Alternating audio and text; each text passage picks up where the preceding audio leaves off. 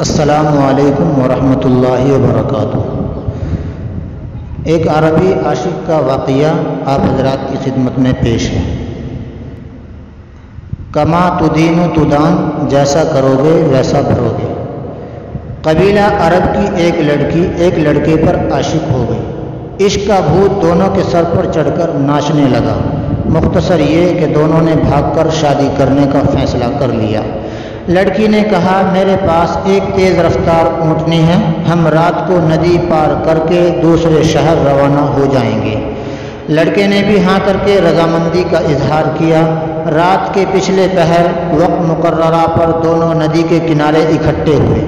لڑکی بولی، میں اونٹنی پر سوار ہوتی ہوں، تم اسے پیچھے سے ہانکتے ہانکتے ندی پار کرو، پھر اوپر بیٹھ جانا ندی پار کرنے کے بعد۔ لڑکے نے کہا، مگر ایسا کیوں؟ میں بھی تمہارے ساتھ ہی بیٹھ جاتا ہوں، ہانکنے کی کیا ضرورت ہے، خود بخود چل تو رہی ہے۔ لڑکی نے کہا، اس کا باپ بھی ہمارا پالتو اونٹ تھا، اس کی عادت تھی کہ وہ بیچ ندی میں جا کر بیٹھ جاتا، پانی دیکھ کر مست ہو جاتا اور مارنے پیٹنے پر بھی ڈھیر بنا رہتا۔ یہ اونٹنی بھی پانی میں جا کر بیٹھ جاتی ہے، اس کی عادت ہے، تو اس لیے تم سے کہہ رہی ہوں کہ اس کو پیچھے سے ہانکتے جانا، پھر نہیں بیٹھے گی اور ہمارا وقت بچ جائے گا، ہم صبح ہونے سے پہلے شہر سے دور نکل جائیں گے۔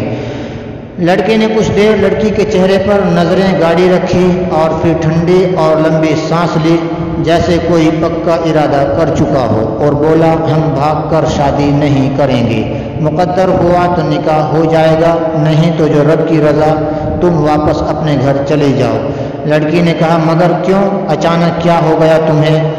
اس پر لڑکے نے کہا، اس اونٹنی کے باپ کی عادت اس میں منتقل ہو گئی، تو کیا میری عادتیں میری بیٹی میں اور آنے والی نسل میں منتقل نہیں ہوں گی؟ آج میں تمہارے ساتھ بھاگ رہا ہوں، کل میری بیٹی کسی اور کے ساتھ بھاگ جائے گی۔